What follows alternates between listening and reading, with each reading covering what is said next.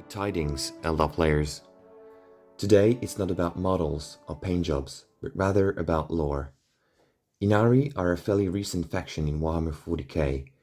They got introduced in the grand scheme of things at the end of 7th edition, with the Gathering Storm arc that really put them at the center of the narrative plot.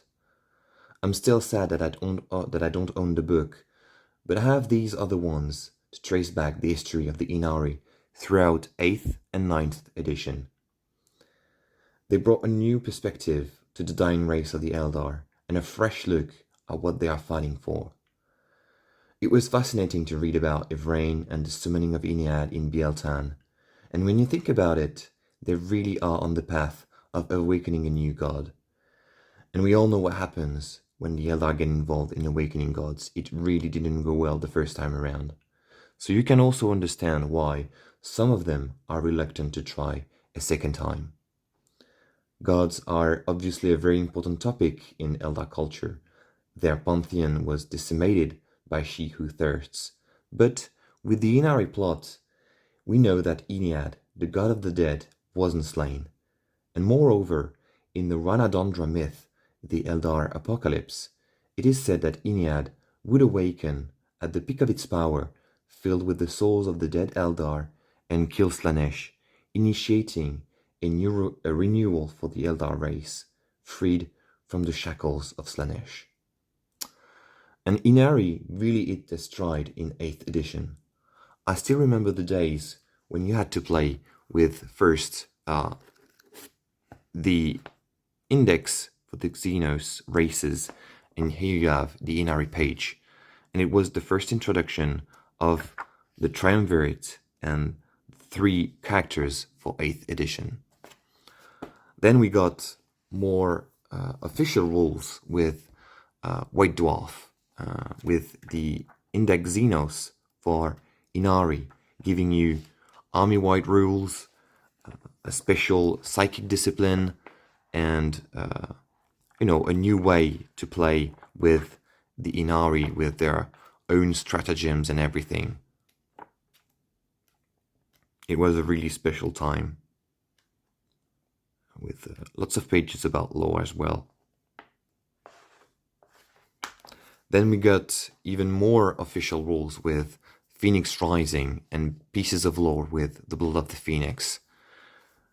Phoenix Rising was a groundbreaking book for the Ynnari, giving you even more special rules and updated profiles for the children of Ynnead. And then we came to 9th edition with the inclusion of Ynnari in the Eldari Codex. But did you know that Ynnead, in fact, has been mentioned in very early Eldar Codexes? And who do we find behind it?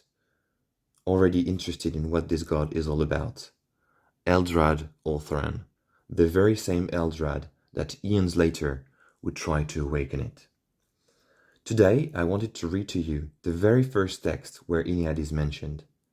It is in the Craftworld Eldar Codex supplement, this book that came along with the main codex for Eldar in 3rd edition. It's a very thin book that's just giving you special rules for playing named Craftworld, and there is a text, this one, that goes over, that is the first mention of Ynnead in the lore. It was published in 2000, in the year 2000. It was a very cool supplement, and I have it in French, but was able to track down the original English version. I'll try to make my best to make it sound good, so that you can really appreciate it. It is quite a short text, but for a Ynnari player like me, it's a fascinating piece of history. Enjoy. The first contact with Ynnead, god of the dead, in Craftworld Eldar Codex Supplement. The chamber was as silent as the grave, which Eldrad Ulthran thought very appropriate. Eldrad was dressed in a plain white robe, totally unadorned. He was glad to be freed from the weight of his many runes, happy to breathe the sweet air without his ornate Ghosthlem.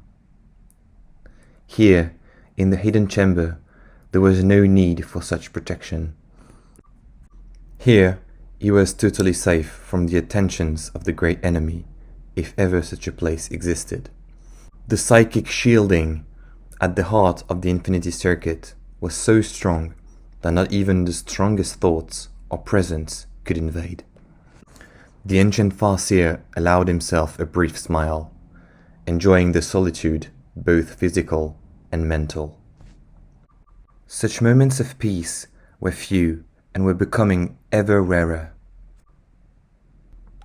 The memories of wars and bloodshed seemed a million light years away when surrounded by the tranquility of this haven. Even outside the hidden chamber, he had found himself becoming more and more divorced from reality, his mind straying ever further along the skein of probability that mapped out the possible futures of his race.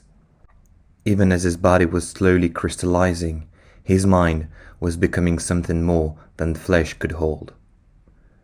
It was tempting to let the vast vestiges of physical life slip, to simply leave his mortal carcass and allow his spirit to flow within the Infinity Circuit.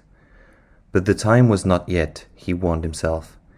He had to choose a successor and still had many duties left to the living, no matter how far he was becoming removed from them. He opened his mind to the spirits flowing through the Infinity Circuit around him, sensing their thoughts. With practiced ease, he blanked out the individual flickers of sentience and listened with his mind's ear to the background music of the Eldar essence. His mind passed out further along the strands of the Infinity Circuit, passing across the barriers between the stars to hear the thoughts of other Infinity Circuits on distant craft worlds, linked by the immense eternal matrix. He pulled away even further to listen to the whole of the Eldar race from afar. It was faint, but Eldrad fancied that he could make out a rhythm within the seemingly anarchic cacophony of a billion dead spirits, a dim pulsing like a distant and terribly slow heartbeat.